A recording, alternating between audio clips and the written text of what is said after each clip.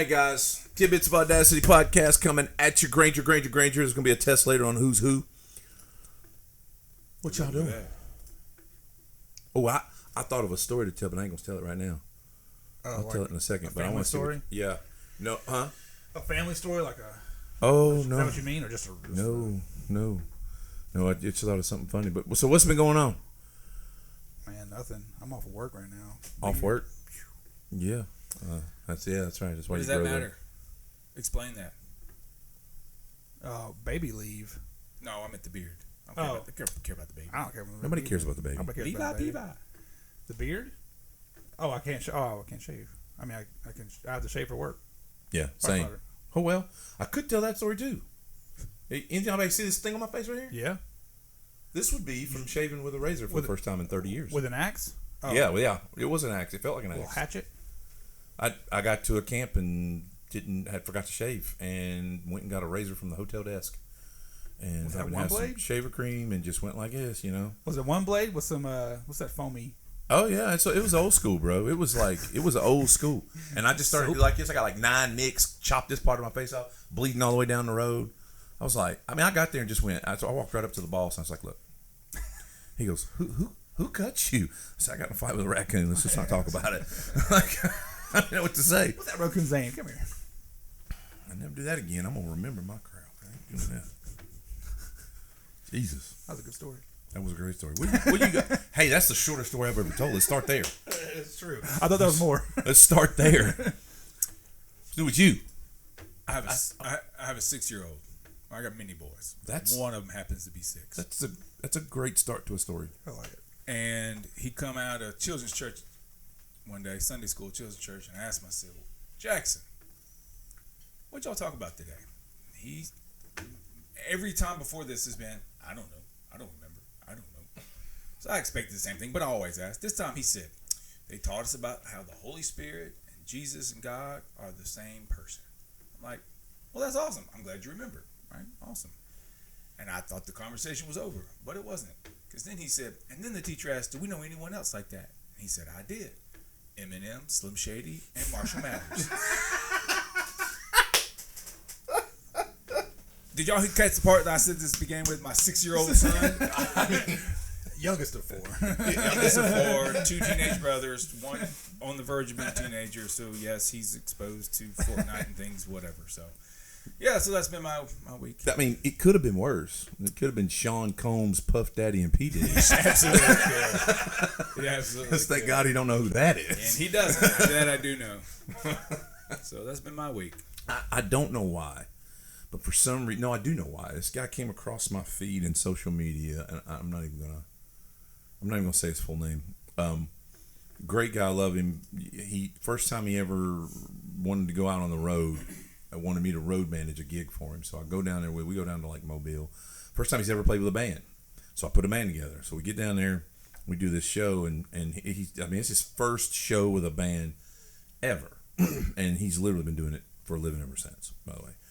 But he's kind of a Tom Petty kind of guy. Like he's like a sort of a, that style, that Neil Young, Tom Petty kind of groove thing he's got going on.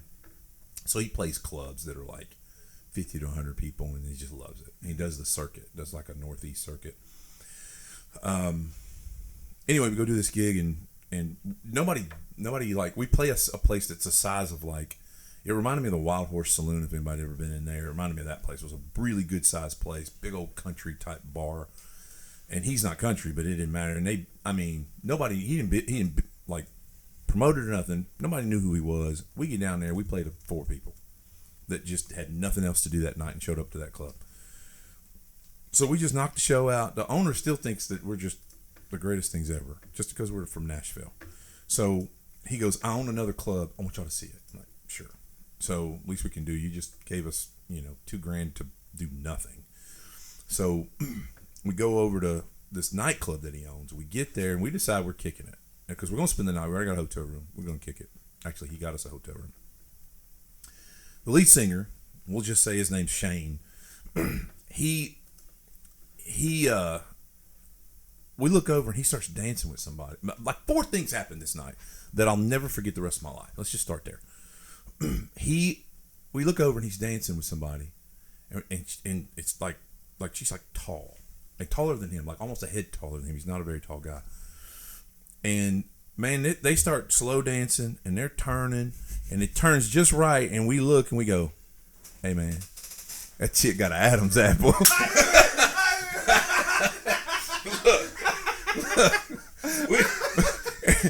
and the rest of the band, we're all standing right there looking like, anybody want to tell him? Like, and we all simultaneously went, "Hell no." We're not telling him. We're not telling him. We're rolling with this. Little did we know, he'd play this thing all the way out. All right? No, not all the way out. Oh, okay, let me back dang. up. Let me back up. Not all the way out. But enough. So he's the club owner starts buying him shots. I'm the only one not touching anything. I'm DD that night, right? So I'm good. I'm rolling. I'm watching all this. Club owner starts buying him shots, and it just gets darker and darker, bro. Next thing you know, they're making out. And we all know what he don't know. And we're like, he is totally over there making out with that dude. And he doesn't know it's a dude.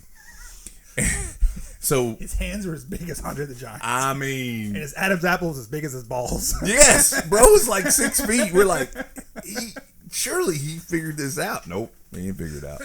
So the second thing that happens is the bass player's like, "Hey, I'm tanked. I'm out." So he goes and gets in the. He says, "Can I just go sleep in the car?" We're like, "Yeah, we go let him sleep in the car." The third thing that happens is we finally get him out of there. And we get out and we get in the car and we head to the hotel. When we get in the car to leave, the bass player wakes up when we get just out of the parking lot. And he jumps up and he is so out of it that he forgets that we're us and he don't know who we are and he thinks we've kidnapped him. So he's behind me and he's grabbing my seat. And he's like, he's rattling me while I'm trying to drive down the road. He goes, you a-holes, y'all have kidnapped me.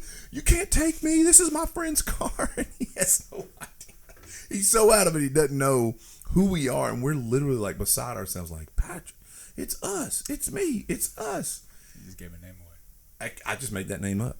There's a million Patricks. And so finally he comes to. That's the third thing that happens. Here's the fourth thing that happens. And I'll wrap this story up. We wake up in the middle of the night. Of course, we got this big suite that's got like king bed here, double bed here, and all kinds of stuff. We wake up middle of the night to this sound. That's the sound we wake up. Is he frying chicken? Nope. Nope. Let me tell you what it was. The drummer was peeing on the TV in his sleep. Okay? So he wakes up middle of the night. He's in his sleep, and he's just out like this going... And he's lighting up the TV. Somebody wakes up and goes, "Hey, that's not the bathroom." So he turns and he starts peeing on like the wall and the table, like as if that changed everything. And at that point we realize he's not making it to the bathroom. He's just going to have to pee all over the place. So we're just like, okay, there we go. And he gets done. He's sharing a bed with the keyboard player. He gets done. He gets in the bed and literally grabs that dude and spoons with him, because in his mind he's still asleep and he's married. So he's thinking it's his wife, and he grabs this dude, spoons him. And this dude jumps. I've never seen this dude move this fast. He jumps clean out of the bed in one jump. Woo! Boom! He lands like 5 feet from the bed and literally goes to sleep underneath a coffee table. Not even halfway kidding. And then we just sleep the rest of the night. Get up, come home. About halfway home, we tell Shane who he was making out with. Freaking Shane. And he was like, "Y'all no kind of real friends. Y'all would have stopped that." No. Your real friend will tell this story to our grandkids. Yeah. That's a good story. That was a wild back night. from any of that. Yeah. You see my story, man, my reel. Yeah. Which Bourbon one? free Which since 1993. I stopped drinking bourbon. And it made Oh, me guilty. yes. His booty went away. Yeah, somebody sent that to me and I said... really think it's funny because at first I thought Jonathan sent it because Jonathan had met the guy the other day. I didn't know if y'all were... No, somebody sent... So that's a true story. I'm not going to, again, not name names, but somebody sent me this that doesn't even know if I have brothers. They know nothing about me.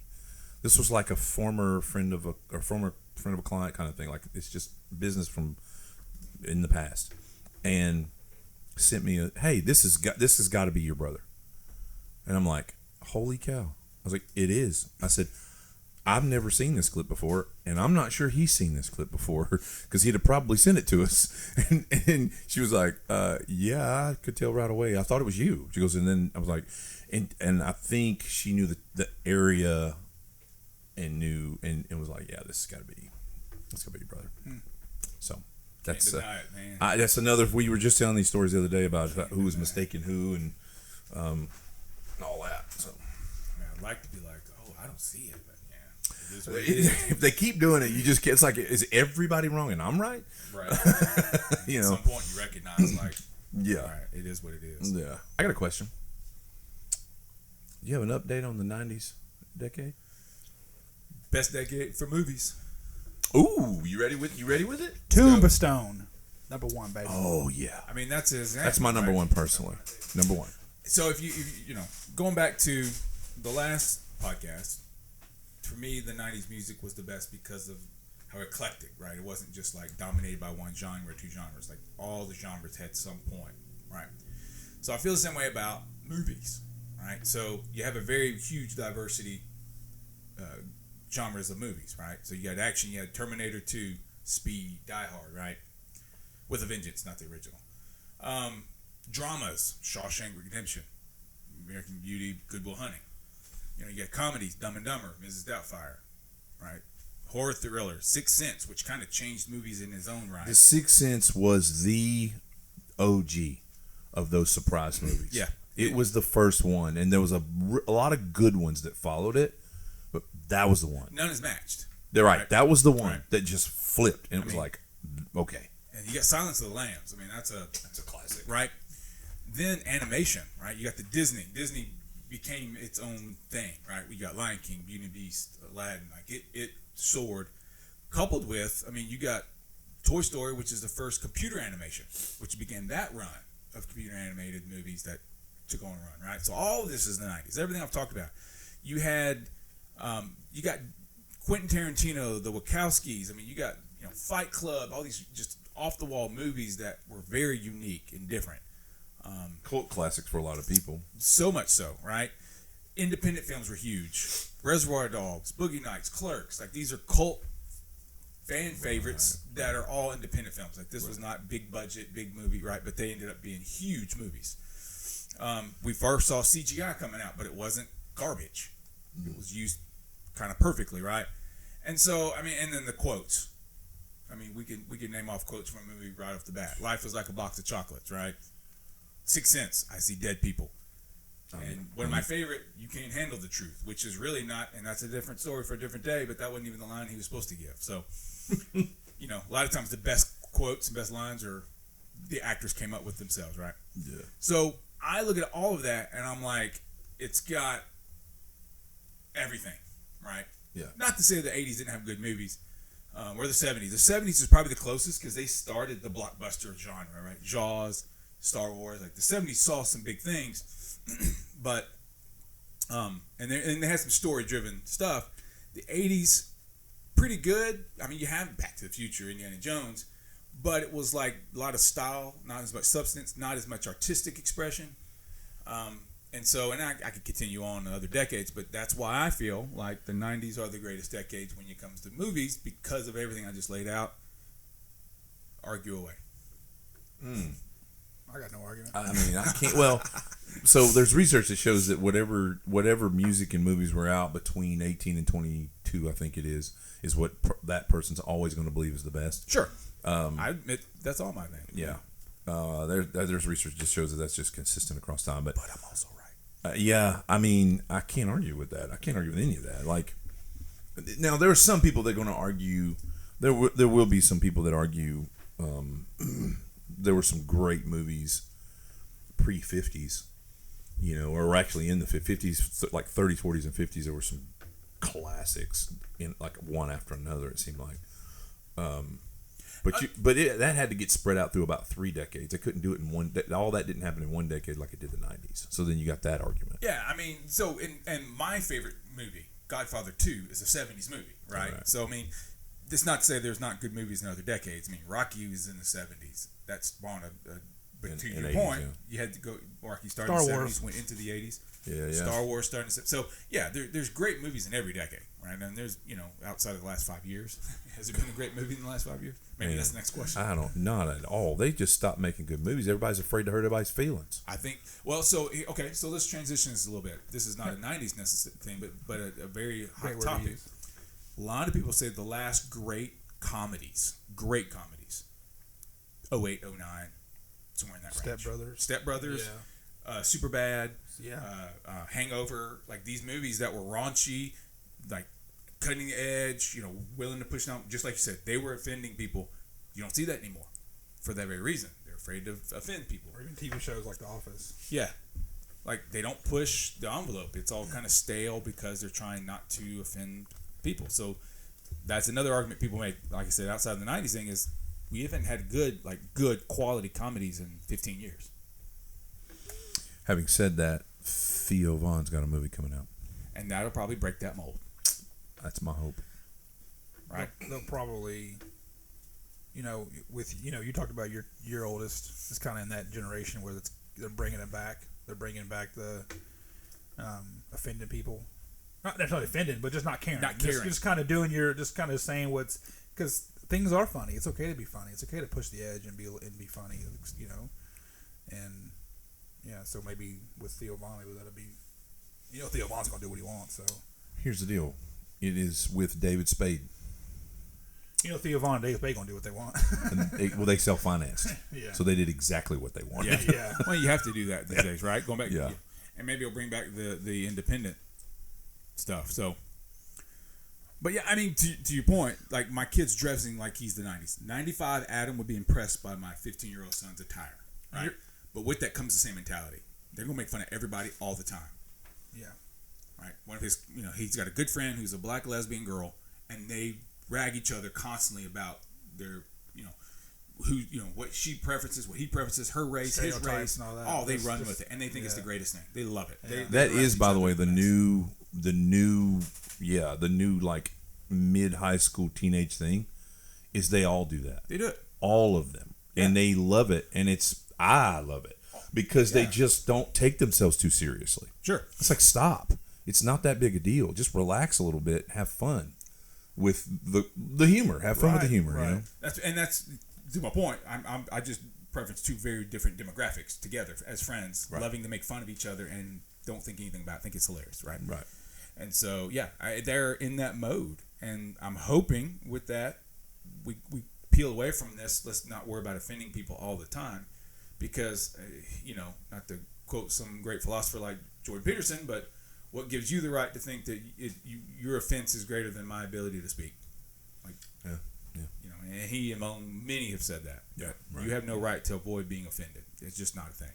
Neither do I. Why would you want to be controlled by someone else, though? Why would I submit myself to your control by the words that come out of your mouth? Like, that just makes no sense to me. Like, I do not care what you say about me, and I will not let it control me. And why do we submit ourselves to that? Like, this exterior validation. I'm not or sure whatever that it is. I'm not sure people realize that's what it is. No, they probably don't. You know what I mean? I'm not convinced that like, they realize, but that is what it you are is. But I'm not convinced yeah, they know that. You are allowing someone to control you, and Yeah. I am. You can forget that. Well, Tom Holland said it very well, and he's this younger group that said, "You don't have my number, and I don't have yours. Why would I care what you have to say about me? Exactly.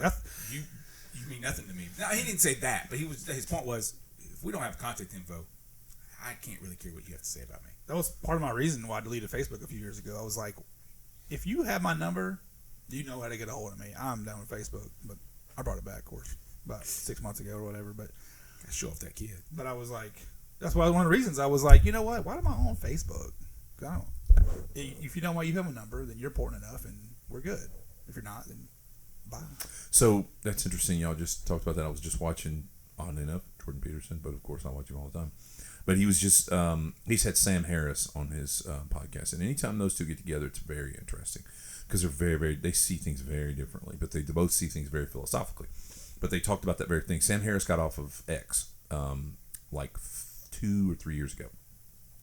He used to be like close friends with Elon and then felt like Elon just kind of like went off the deep end. And in some ways he kind of had, but Sam Harris, he gets off of X, and then he tells Peterson, which he said I think publicly too, but he's just like, probably one of the best decisions he ever made.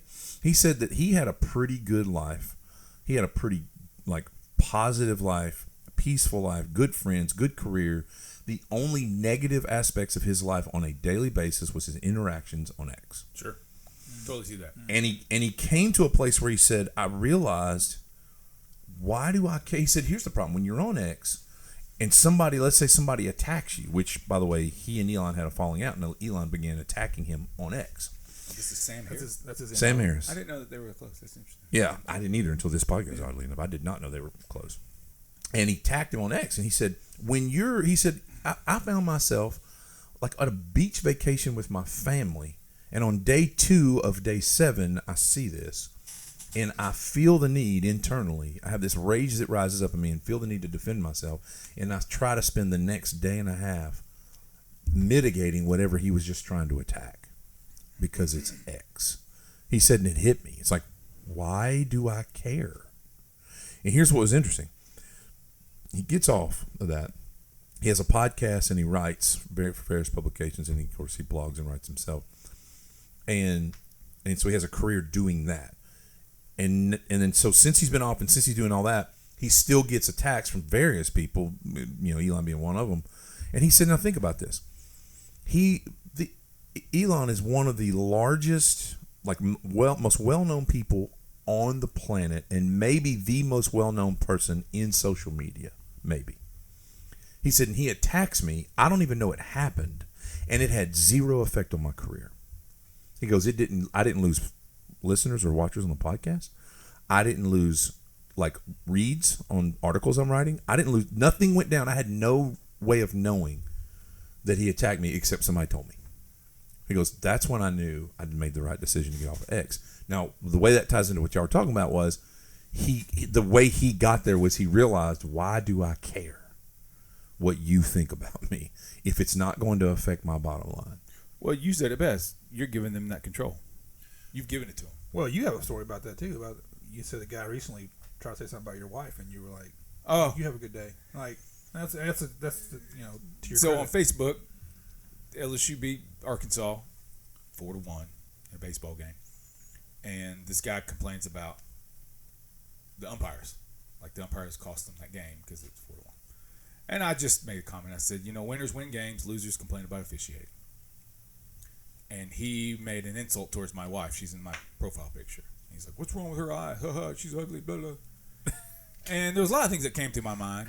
I'll tell you this. This is how dangerous the internet is. I know where he lives. I know his address. I know how much he paid for his house and when he paid for it. I know when he and his wife got married. Goo! Come on.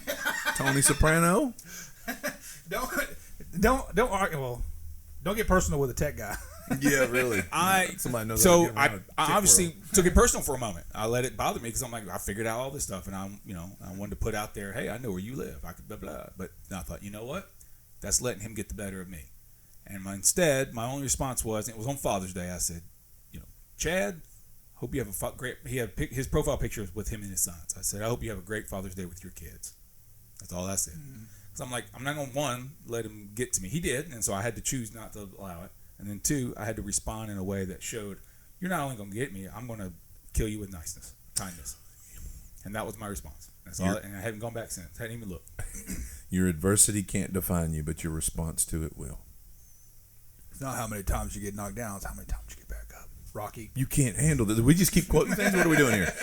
Speaking of. I'm your huckleberry. Well, I don't know. Okay, wait.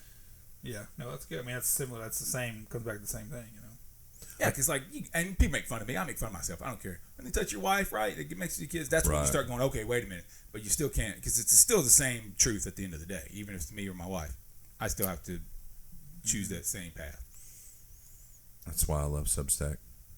For the most part, that does not happen on Substack. Although I say that, right as I pulled up here tonight, a dude came after me about, I forget something, and I was like, dude, you took a wrong turn. X lane is back there. Yeah. And Facebook lane is over on the right. We're on Substack lane, bro. Well, we don't do that out here. I'm convinced people do that because one, they think they're hidden, and you're not. Like I said, I found in 10 minutes, I found the guy's address and how much he paid for his house. He paid $444,000 for it, $443,000 for his house in 2003. So you're not hidden. He just started to listen. Be careful. Yeah, you don't know. Like you don't know. Now I would never do anything with it, right? I just wouldn't. Right. But there's people that would. The point is, you're not hidden. You're not hidden. And the people just want to make. I did go back and look when he said that, and I started reading other responses. And one guy made a response that was literally like I saw this many balls and this many strikes. You know, he was giving. That's all he gave was just like info on the guy, and the guy came back with, "Well, that's because you have diabetes and you're fat." You know, that's when you realize he's just troll. He's just trying to be that guy, right? He's just trying to go make everybody mad because he's probably miserable. Yeah, and so you also got to realize that half the people are that. They're just miserable people that look. They make people miserable, and they think they're hidden. Wow. But you're not. You were rattling off movies earlier and writers. You had said, the Wachowski brothers. Yeah. Have you heard about the Wachowski brothers? They're still the brothers. Nothing's changed. They're now the Wachowski sisters. Oh, you know this? Oh, I did not. Yeah, both of them. Somehow. Nice. Interesting. Nice. Social contagions. I don't know if because they can't write anything, or like, well, let's change something up and see if we can get somebody to buy something. But maybe I could be wrong. I don't know. It could be. I mean, people do all. Look, you got to do what you got to do to revive your career. Do it. That reminded me of. Because it's clearly a publicity stunt. And I was trying to find it here, but I read that Charlize Theron's kids are both like transgender or something. She has 2 kids, and they're both transgender, or one's transgender and one's, I don't know, or something. I'm trying to find it. I know at least one is I've seen. But I started thinking, like, that's statistically impossible. Am I wrong? Like, so you're not wrong, but I was about to quote it, but go ahead. Well, if you have, and I've seen, like, I think it was somebody like the head of Star Wars or some lady that was in CEO or something said that she had 3 kids. It was the Disney CEO. It was like 3 kids. Like, one was transgender, one was gay, and one was non-binary or something. And I was like, you have to be grooming these children in order for that to be a thing. You have to be grooming them in some form or fashion and teaching them that they are this way. You know, I mean, I don't know. I don't know that you would know this. That's why I brought it up. But I was like, that's a layman. That's what I think. Now, I didn't verify this source, but I read somewhere that there is a statistical likelihood that you have a child that identifies as transgender. Okay. I forget, there's an age cap on it, but I think it's around puberty is the cap. And if it's above that, all kinds of things happen, but below that, there's like a cap. Anyway, if you have a child, it's about 1 in 9 million chance that you have one child that is transgender. When you have multiple children that are transgender, it becomes it becomes the situation where you basically have a mother it's almost like Munchausen by proxy. Oh yeah, it's they call actually there is a term now, trans by proxy is what they're calling it. Sure. And it's just it becomes a thing where you're just expressing your own psychopathological illness, and you're projecting it right onto your kids and making sure everybody knows you virtue signal so you look great. You got all kinds of issues, and you've just thrown that onto your kids. That's the likelihood of that is 9 million to 1, if you think about it that way. If you look at mathematically, the likelihood of having a transgender child is 1 in 9 million. So the likelihood that you are a narcissistic psychopath who has got trans by proxy is 9 million to 1. It's like, uh-oh. Yeah, I think that's the same odds of it being a liberal white person. Liberal white female. Female, because they want to climb the oppression ladder. It's called right. Like it is. Right. Yeah. That's the goal. And I hate using the word liberal, to be honest, because there's great liberals, and I love liberals. Oh, I'm not saying every liberal. I'm thinking it's more like, I think it's more like liberal. Far left white female. Well, sure. It's probably a better. Far left liberal. There you go. Far left white female. Yeah. Well, people say about trans, I like Abraham Lincoln's quote. He asked an audience, "How many legs does a dog have if you count the tail as a leg?" The audience said 5, and Lincoln told them, "No, the answer is 4. The fact that you call the tail a leg doesn't make it a leg." That's great. That's good. That's real good. Might be quoting that one. Just because you call it the Wachowski sisters doesn't make it in the sisters. Yeah, I mean, I thought that was funny. They're both somehow. Yeah, no, it's clearly. And, It's that, by the way, is how Jordan Peterson got famous.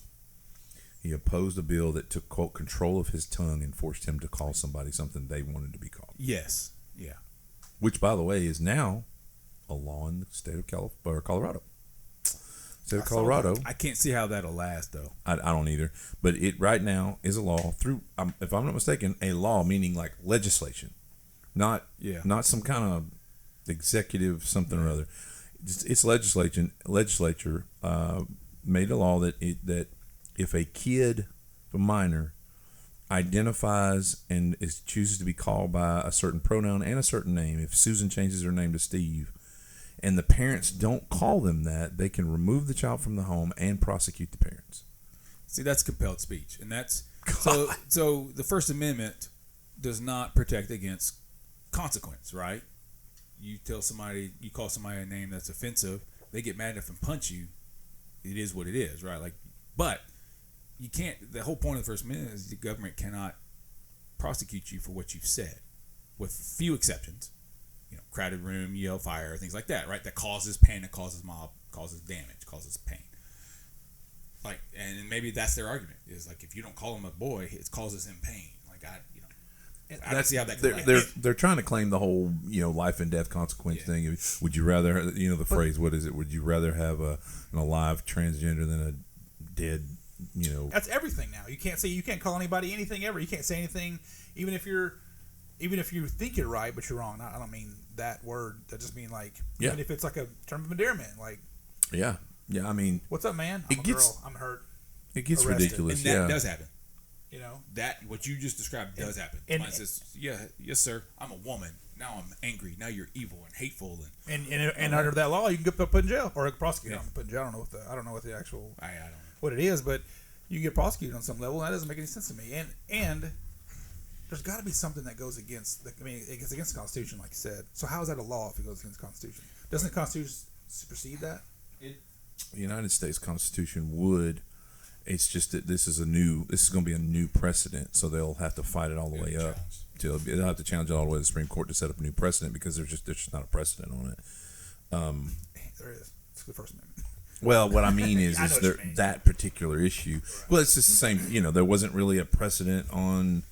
Roe v. Wade was a precedent, and then nobody ever challenged it, and then they finally went, "Hey, by the way, it shouldn't be federal; it should be states." New precedent got set in 2022 or whatever it was, 23. So what you're describing is the Kelly Loving Act, expanding legal protections for transgender individuals. It defines dead naming using a trans person's former name and misgendering, which is the incorrect pronouns, as forms of discrimination and harassment. The law also requires school policies to be inclusive of all reasons for name changes and allow students to choose from variations within dress code policies. So it's expanding on the existing Colorado Anti-Discrimination Act, which explicitly includes chosen name and gender expression. So that's their basis. Now, going back to what we're saying, I don't see how that can hold up against the First Amendment because that is something. Again, I'm not one to say that you can say anything and there's no consequences. There's consequences to what you say, for sure. But the government has no business causing or bringing those consequences to you. And that's where, because I'm a free speech absolutist, man. Like, you've got, and hate speech is free speech. Is hate speech wrong? Absolutely. Is it free? Absolutely. Because if we start dictating, okay, no, that we don't allow hate speech. All right, you determine what hate speech is. Then you determine who gets it. Who gets it? I was actually thinking of hate speech when y'all were talking about this earlier. When y'all started this, I was thinking about the Brandenburg test. And the Brandenburg test is the current. It was 1969. That's the last time we had a precedent set on this in the courts, high courts. The Brandenburg test had a two-pronged test that needed to be met in order to be hate speech. The court case was about a guy that was in the KKK, and he said, "Hey, let's go down here and let's send these guys a message to some group that was non-white. I don't remember who it was. And everybody was like, this guy's an idiot. And then it was in Ohio, and the guy in the state of Ohio said, hey, that's illegal. You can't just start saying you're going to hurt somebody. And so, because it sounded like he was going to go hurt somebody. I was like, okay. So they arrest him. He fights the case. It goes all the way to Supreme Court. And they ruled in 1969 that the fact that he said he was going to go do that wasn't enough. So they had a two-pronged test that they considered hate speech, and it's the only thing we have on our books, and it's the only precedent that's ever been set on it. And that is that in order to technically file as hate speech, one, it has to be, you have to have said something that incites violence in a way to like physically harm one or more persons. Yeah. And here's the second part, because that guy met the first part, and it has the likelihood of doing so. Okay, nobody wanted to follow that guy. He had no shot at actually pulling that off. That goes with influence. Yeah. Right. He had no shot at doing that. So like if I just said, hey everybody, let's go kill the mayor of Gallatin. If I wanted to say something crazy like that. No, I'm not. I love Paige. If I was saying something crazy like that, what's the likelihood that people would follow me over there? So it's not hate speech. I'm just being stupid.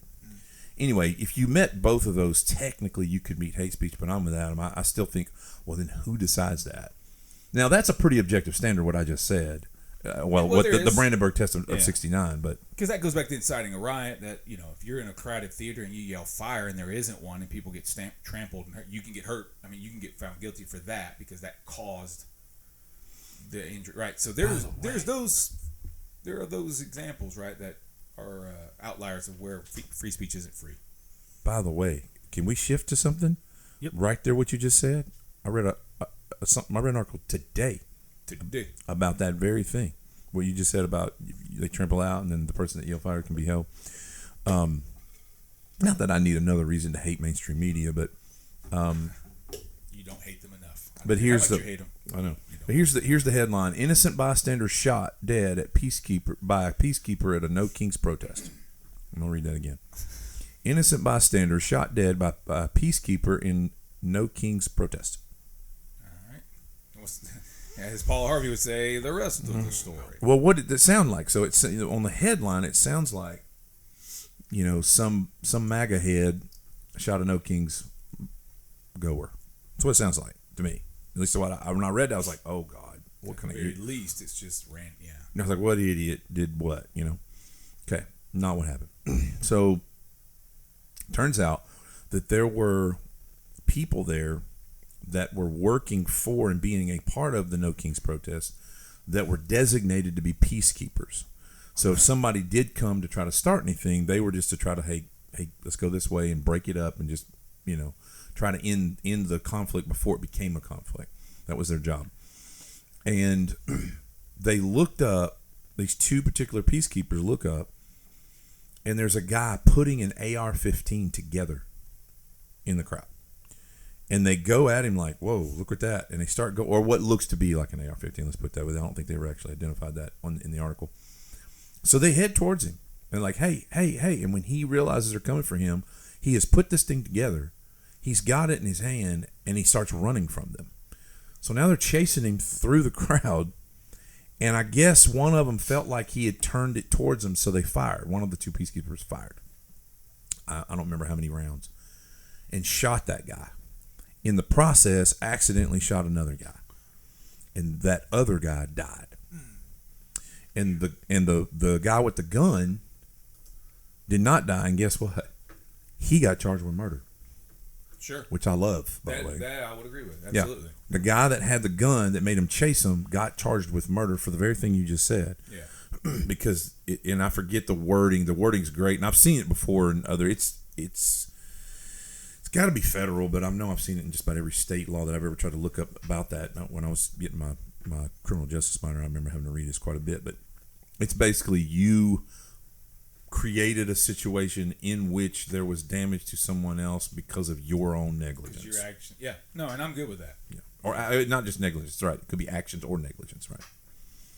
And that's what happened. So anyway, that was a wild thing, but it started sounding like one really different thing, and I was like, what just happened? Yeah. Because his actions aren't natural. Right. They're not. He didn't do something that was naturally in the moment of things. Like if he's just walking up throwing a sign up and somebody thought, oh, he's got a gun because he threw his sign up and they shot him. That's not on him because he's natural part of the protest. Not enough, yeah. So that's absolutely unnatural, and that absolutely should be a cause. Yeah. Yeah. Yeah, they were just doing their job. I'm hoping. I didn't read.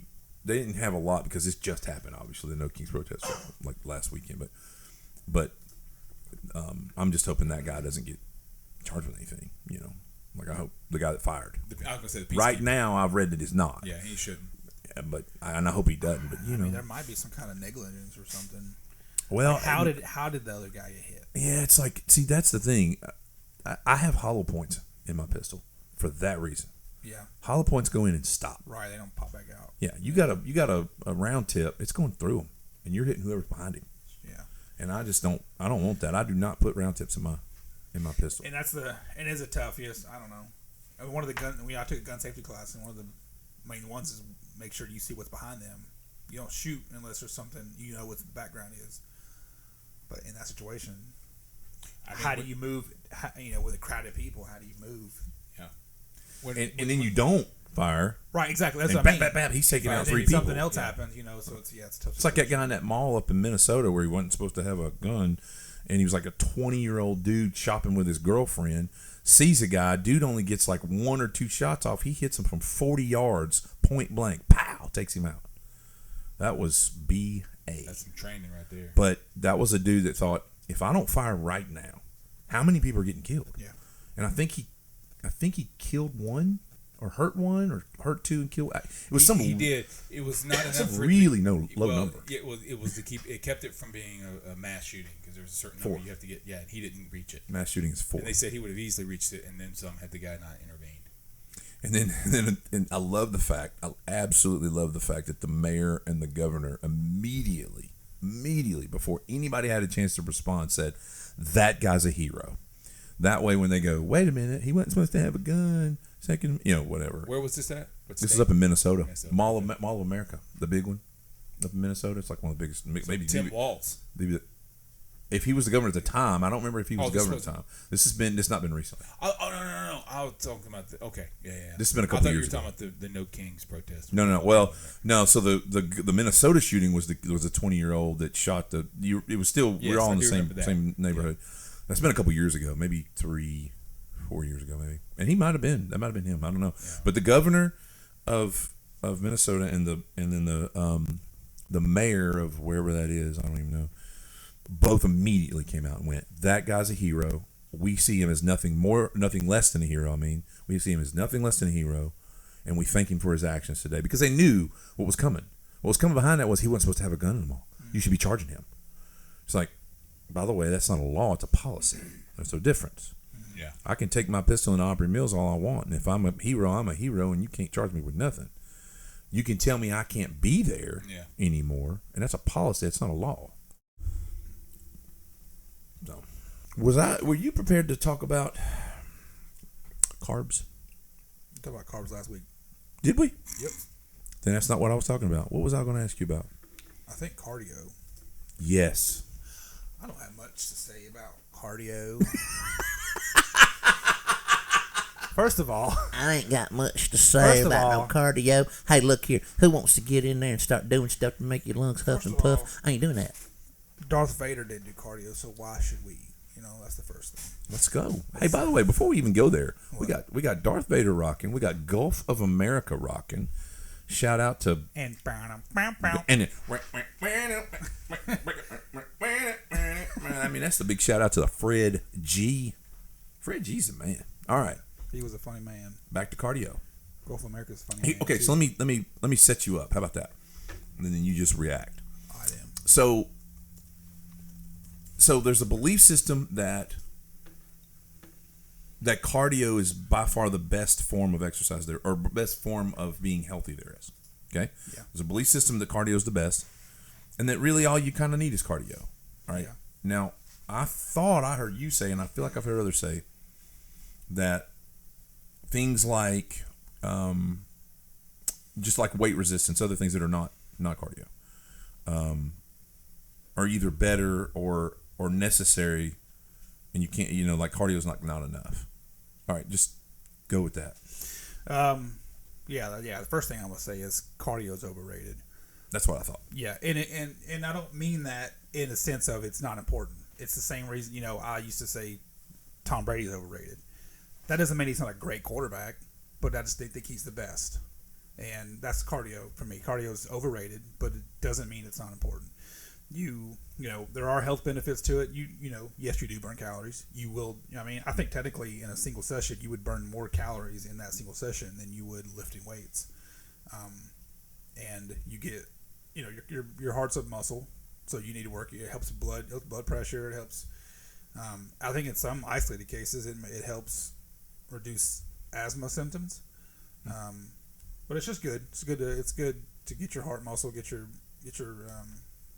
cardiac, rhythm in order and all that, whatever. And it's also good for brain health, for dopamine hits and. We talked a little bit about that. That's good for mental health.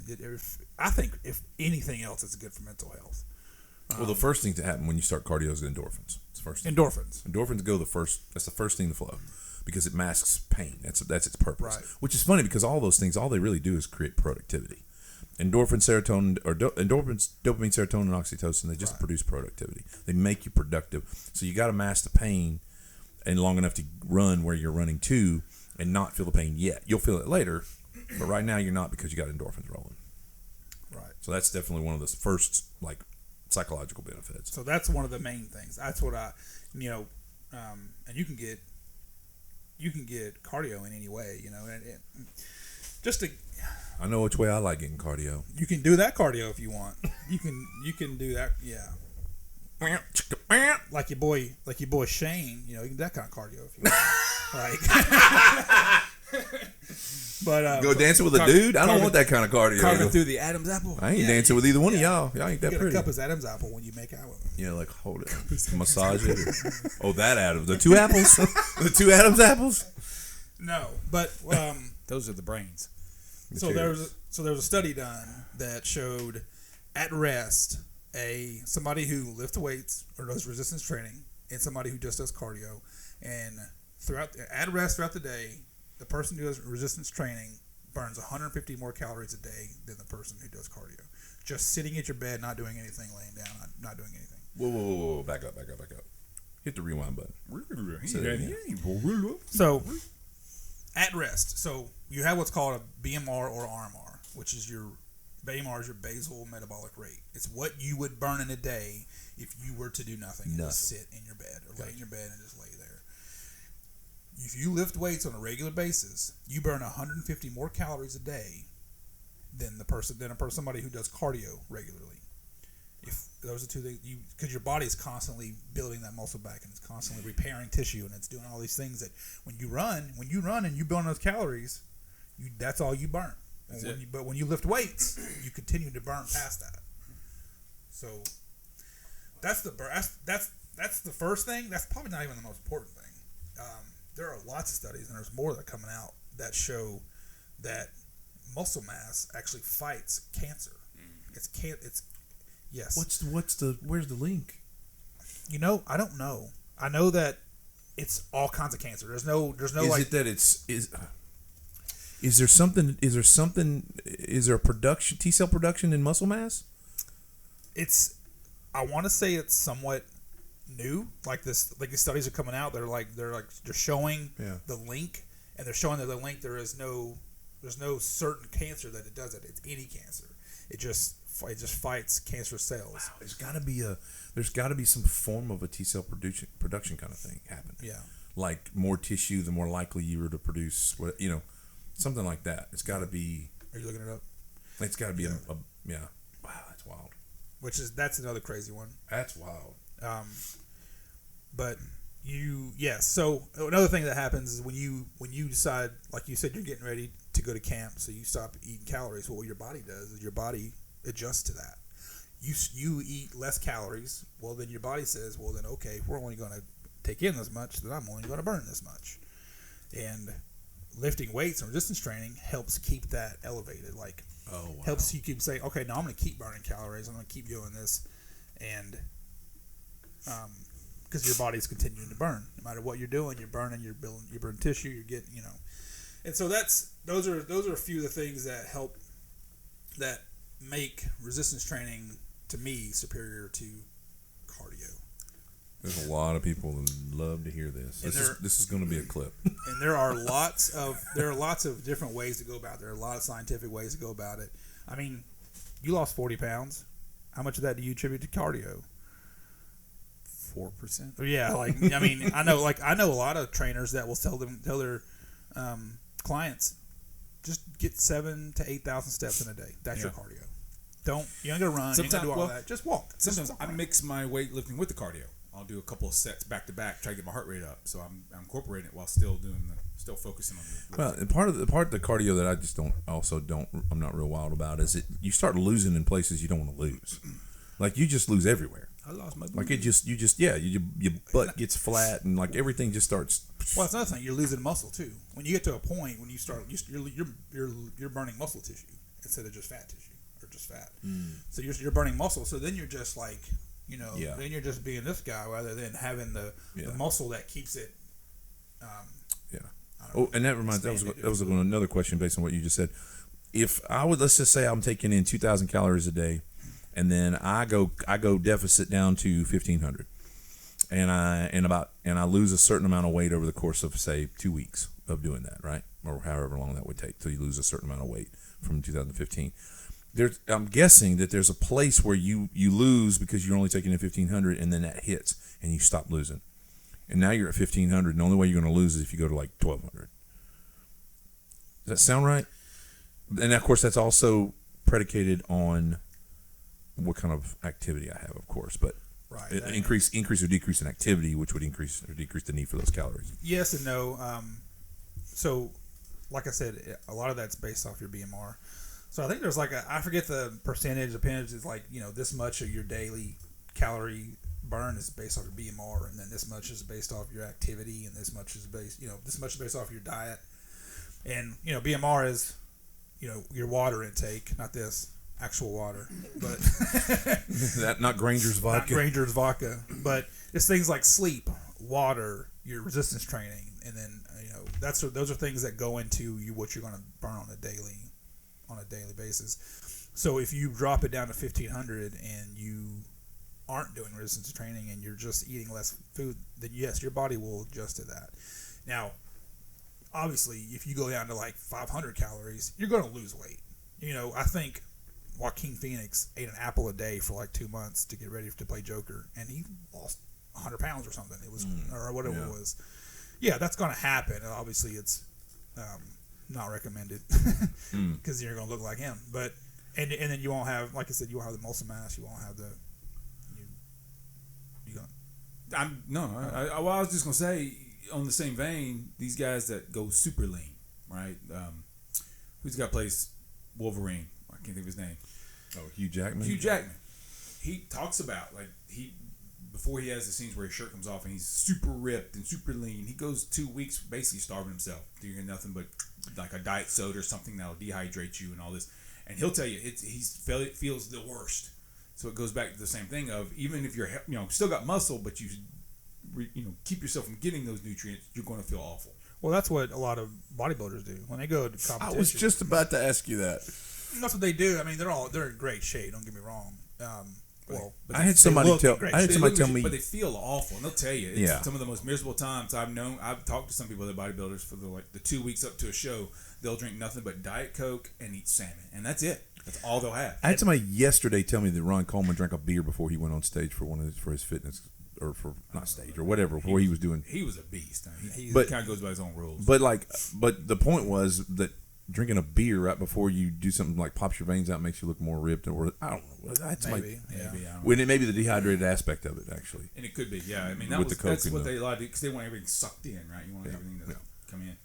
A lot of them just starve themselves for a few days just to get it tight. Yeah. So to answer your question earlier about how muscle helps against cancer, so by default it improves your anti-immune system, right? So your immune system, your anti-inflammatory, anti-cancer effects are coming from a boosted immune system. So you're already healthier by default by having muscle, and the muscle be able to fight. Okay. Because it can also fight natural killer cell activities like tumors. So your body's doing that by default. So that's just being healthier, having stronger muscle. The muscle does that. It can also handle treatments better. Chemotherapy doesn't have as toxic effects. Obviously, it's still toxic, but the effects doesn't take a hold as much because your muscle's helping handle it. There are doctors that prescribe resistance training when somebody is diagnosed with cancer. Like that is a doctor's prescription, is to go lift weights, and that helps actually. Side note: last statistic I heard was 96% of people that are given chemotherapy still die. 100% actually. Okay. You had me in the first half. You had me in the first half. Of cancer. That just blows my mind. I don't even know if that's how accurate that is, but I heard 96%, and I was like, and it's like, why? Why are we? Yeah. Why is that? Why is that the therapy? I told you that. And there's only one reason: they are getting absolute kickbacks for that. Yeah, they're getting financial kickbacks for making that the treatment. That's the only logical reason. Mm-hmm. There is no other logical reason to go, hey, you got a 4% chance of this working, but we're going to do it, and it's going to cost you money. It's going to rock your world. Anyway, so even to go further than what you're saying, that building muscle helps fight cancer. Studies are showing building muscle actually helps prevent cancer because of all things we're talking about. Because it fights off things ahead of the game, right? It gets ahead. So it says that one of the marks here says that exercise promotes the production of myokines. If that's how you pronounce that, maybe proteins released by the skeletal muscle that help inhibit cancer growth and prevent new tumors from forming. So, but it's a preventative measure as much as anything, right? So there's no negatives to weightlifting, strength training, resistance training. There really is none, other than if you're foolish like I was and push yourself beyond what your body can or should do, and you injure yourself. Well, that's why I said there's also lots of science that goes behind this, between technique, between between weight, between resting, between all this stuff. That's a whole different ball game, though. I won't get into that, but when it comes to resistance training, there's also lots of other things that need to be abided by. Yeah. So go lift weights. And all this is, I want to say, like they always say, if you lift weights or you do cardio, then you'll reduce your risk for diabetes, which is true. But that's one of those things that when you learned it in school, A equals B, and B equals C, so A must equal C. And that's what a lot of people do in the fitness industry. They say, "Oh, if you do this, it'll reduce your risk of diabetes." Well, that's not true. It's if you do this, you'll lose weight and not be obese, which means that you'll reduce your risk of diabetes. Like, they forgot the middle part. That's what I always say about sugar. If people say if you don't eat sugar, well then you won't have diabetes. Well, it's really, if you don't eat sugar, you won't get fat, and then you won't have diabetes. You're forgetting the middle part where you can have some sugar and be fine, but if you eat so much sugar that you're obese is what gives you it increases your risk of diabetes, so that's that, heart risk, and all that. That's that correlation isn't causation. So they just go A equals C. Well, okay, we forgot about B. B is the important part. Yeah, that correlation equals causation is the argument they make in psychology like that, which is like my favorite one is ice cream sales is correlated with forest fires. Okay, does ice cream sales cause forest fires? No. Yes. Does forest fires cause ice cream sales to go up? No. So there's what's the B? And we got A and C. Yeah. It's extreme heat, severe heat. Right. Is the link between the two. Oh, now we got so that correlation to causation thing is. Yeah. I'm finding is just there's just very, very little actual causation that gets found in science. There's some, but it's not often. So this will be our segment, Just the Tips. Just the tips. We're giving you just the tips. Just the tips. We're giving you just the tips. This is where we're going to give. Well, I'll give you a graphic of that. Pro tips. And be real graphic. Yeah. That's called graphic. Pro tips going around. Are y'all prepared with those? I mean, that is my pro tip, but I can give one on top of that. Yeah, give me another one. Real quick now? Yeah. Oh, well, I mean, I was just going to say, with the cardio thing and the resistance training, and I've talked in the past about carbs and diet, at the end of the day, do what works for you. If you enjoy running, like you said, you like being outside in the heat. I love running out in the heat. I love being out. I was mowing the grass today. It was just sweating, and I loved it. If that's what keeps you active, then do it. If eating that bowl of spaghetti one night a week or whatever, if there's something that, and like you said before, like, eat that ice cream, just eat that Reese's cup. Don't overdo it, but don't starve yourself from it. Whatever keeps you from doing something active and keeps you on schedule, then do it. Everybody has their own thing. If you want to do the keto diet and that keeps you in a caloric deficit, do it. If you want to do fasting, do it. I just want to, whatever keeps you from doing it, because the biggest problem in the industry is sustainability. Yeah. I may have talked about that in the past. I don't know, but yeah, whatever works for you. Hey, when things are repeated, there's a reason. Yeah, they're important. Yeah. You got one? Don't walk through closed doors. I love it. Don't eat yellow snow. Don't eat yellow snow. Love it. Pee into the wind. No. Don't pee in the wind. That's what I mean. Yeah, pee in the wind. There's other don'ts. You may want to throw that. Make sure that word's in there. Let's get that clear. What if I did? R. Kelly. All right. So, I mean, He's not peeing on himself.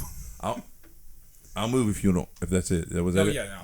Okay. All right. Just making sure. I didn't want to leave if you really had something. All right. I got one.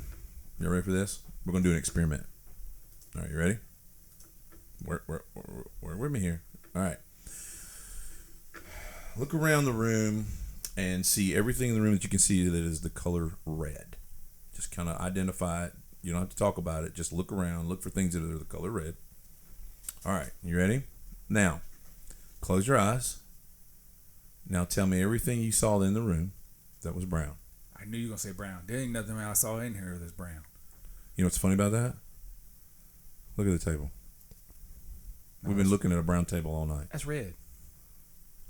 Now, Colorblind. here's the lesson. Here's the lesson. I failed no matter what. Because Adam's cup. Hey, right? Colorblind. No, I'm sorry. I'm colorblind. Let me go. Sorry, I know what you're getting at. Go ahead. You find what you're looking for. You will find what you're looking for. If you're looking for a reason to be mad about something, you'll find it. If you're looking for a reason to love something, you'll find it. I had this statement today, and it's a little complex, but the statement was, iteration in marriage is designed for an optimal outcome, but such repetition could lead to resentment in its perspective that determines the outcome. So iteration is repetition that's in designed to produce like a shift or a change. And so in marriage and relationships, we're doing things repetitively in order, and sometimes that repetition is I failed at this, I fixed it, I got better at this. And if you're looking for the reason for that person to be better, then your marriage is going to get better. If you're looking for a reason to go, see, I told you so, then your marriage is going to get worse. It's the same thing can happen, but the two perspectives determine which way your marriage goes. And I think that one's a lot of couples miss that, I think, because especially after you've been married for a certain amount of time, you've gotten used to, you've seen the worst of them, they've seen the worst of you, you've gotten all that out, and now it's like, see, that's what you do every time. That's what you do. Oh, that's another pro tip. I'll just throw 2 in 1. Stop talking in absolutes. Every time. You never. That's got to go. You remove that, man, that's like half your arguments. In any relationship. I'm not even talking about marriage. Friendship. Absolutely. 100%. 100%. Totally agree with you. Completely. And that's why we're doing this. Because I didn't think of that. Like I know Nate got one, but he's too shy right now. We'll get him. Don't talk about it yet, Nate Dawg. Yeah. He'll be in the next one. If he wants to. If you want to? He can say nothing.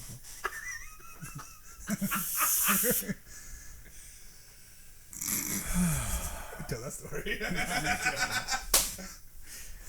Got the one with the garage. You got the one. I could tell the Spanky story. Oh, I'll wait for Todd. I was going to tell Todd's story, but I'll wait for him to be on to tell that story. Spanky's a pretty good one. from Mobile. That's a pretty good That's one. a good Tell one. that story. Yeah, Yeah, go tell ahead. that story. This one's on Whiskey. So I'm 6-ish, 6 or 7, somewhere in that range. Jason's 3 years older, so I was about 9 when we lived there. Yeah. and our good friend, he was good friends with both of us because he was right in between our ages, so he's kind of perfect age for both of us to play with his name. Yeah. We call him Spanky. To this day, I can't tell you if that was his given name I don't think it was. I mean, For I'm whatever 6. reason, Why would I know, right? Yeah. So, our best friend, this little, he was a black kid, Spanky. We loved him. We were good friends. Well, Jason and I did something that got us all in trouble. We, boys are boys. I can tell you what it was. That's some serious memory. Yeah. We had a garage sale, and we had a couch we were selling. It was sitting out in the front yard, and he was sitting on that couch, and he was laying on it, and he was jumping on it. Spanky was? Oh, it was Spanky I that was doing remember that. us getting in trouble. Well, I think we all were, but we had figured out we better get off this thing, and he didn't figure that out. Because what happened was, when it was all said and done, we got out of being in trouble. Is what I remember, right? Because we're like, I wonder why. Because mom was in trouble. Mom was on us. She was like, Adam Jason, you come inside now. Blackie, you gotta go home. And we all like, I'm 6 years old. I'm like, that ain't his name. Like, you just called him the boy Blackie. And she immediately just went, no pun intended, she went white. Flush. And she was, and he goes, and again, he's 7.5, 8, somewhere in that range, right? Because he's in between our ages. That's right. And he goes, well, if I'm Blackie, you Whitey, but I'll go home. And he did. He went home. Now we need a little bit of context. Yeah, there's a reason for this. The context was she had a very close friend of hers named Blackie. That was his name. Oh, It was yeah. a man named Yeah. Blackie. That was one of her close friends, and she had just been talking to this person. Yeah. She had just been on the phone with him or something, like right before, like his name was on the brain, and she was thinking of him when she said Blackie. Yeah, it's wrong But time to say it, but though. it was just the wrong time to say that, and the way he was so quick. Well, if I'm Blackie, you're Whitey, but I'll go home. I'll go home. And we laughed so hard because that's what I remember. The best part was we got out of getting in trouble because she felt mortified. He made the joke. We all laughed, and I didn't get the spanking I thought was coming. Yeah, we can get no whooping. Oh, actually, you know what? I got another one. I got one real quick. It's a short one. Because I told this literally like either last night or 2 nights ago to Jennifer. I don't know how this came up, but I just remember going. We were talking about like spankings of some type. Oh, I know what it was. I took my belt off and I folded it in one half, and then I go, that's not what Larry Joe used to do. I said he used to fold it a second time so that it was thick, and when he hit you, you knew it, right? Jennifer goes, ooh. I was like, yeah. I said, when he came out, I said, now it didn't matter if mom did it because it still didn't hurt. I said, in fact, Adam, one time, mom goes, that's it. I'm spanking y'all when we get home. I'm spanking you. We're not waiting on that. We're going to get it right done when we get home. And Adam goes, oh, okay, good, mom, because it don't hurt when you spank us, so that'll be good. I was not a bright kid. She goes, oh, okay, well, then I'll just wait on Dad. And then, of course, she came after me. Don't you touch him. Don't you touch him. I'm like, he gonna get 2 beatings. I'm I'm going to choke him. Like, you just told her. Don't tell her. Let's just keep getting spanked by mom. You had to, like, pretend to get hurt. She'd be like, keep it. Ow. I wasn't very smart. You'd be looking over your shoulder like, is she looking? Didn't you remind her one time? Oh, yeah. Yeah, we were on the way home on a trip. I was 5. We were in Houma, so I was at least 5 or 6, somewhere before Mobile. Mm-hmm. And Dad told us, y'all gonna get spanked when we get home. And now as a parent looking back, he probably said, I'll forget, right? Sometimes you forget things because you're like, I don't really need to spank them. It's not that big. They did whatever. Of course, I was like, he said, go get all your stuff in from the car and do all this. I said, well, Dad, what about that spanking you gonna give us? And I felt him looking at me. I felt it before I even saw it. Like, the next thing I know, we're both, of course, by that point, now he has to spank us because now it's been reminded it's the thing. So I got to be a man of my word. Right? And so the next memory I have is Jason, we both sitting there holding our booties crying, and Jason says, if you ever remind me again, I'm going to kill you. So, yeah, I was not a smart kid. He said, hold his booty. We just sitting there holding our butts crying. We were. Could you imagine? It's like we're just 2 kids just holding their booty. Like, I'm gonna kill you. Well, we were sitting on want some- sitting on a bit, right? Holding with our hands and stuff. You want some vitamin E? What are we doing here? Needless to say, I was not a smart kid. Yeah. So. It's not that it wasn't smart, because what happened was, I told Jennifer that story. She turned around and went, "That's exactly what Colton would do." Now he didn't have many opportunities like that, but it's like that. It's like that desire to do the right thing and be honest ad nauseum, and I just didn't have that bug. No, it was the desire to be a dummy. No, you were being honest. You were No, like, but I mean, yeah, I'm honest. Let me tell you. You know, Well, that's really what it was. I mean, another instance, and we can make Colton's this the all. same way. We can make this all day of my stupid moves. We're in the car, mom and friend, and mom tells me she's gonna give me a spanking. I'm probably 7 or 8, maybe. And the friend goes, and I didn't even like change my mood. Like I'm just like, and the lady goes, "Well, Adam, aren't you kind of upset that you're gonna get a spanking?" I said, "Nah, she's gonna forget by the time we get home, so I'm good." So yeah, I said a lot of dumb things. Like this is not good. She made sure she remembered. Oh, she remembered. She said it. She goes, That's great. Mom will tell you that she could not forget ever again. How about that for 3 spanking stories in a row? Actually, we were abused. That reminds me of one. Me and Nate got in trouble. I'm kidding. We're on the way home, and she's like, "Hey, well, y'all got into spanking when I get home." And I was like, "We're like, all right, you know, because we're quiet all the way home." We get there, Nate gets his first, and as I'm in the room, but she makes me leave, so I leave, and I hear Nate wailing. I'm like, geez, I'm about to get it. So I'm like sweating. I walk in there and they're like, "No, we're kidding. I didn't spank him." She made him yell to get you going? Yeah, he started yelling and wailing, and I was like, I'm in the living room like, "Oh my god, I'm about to get it. I know it." And then I walk in there and they go, "No, we're kidding." That is awesome. That's How dare you? That's really good. The fact that he played along too, he just jumped right in like, "Hey, let's do this." Exhibit number 472 that they had different parents. Oh my Because I never got it faked That out. would never have happened with the 2 parents we were raised by. Never.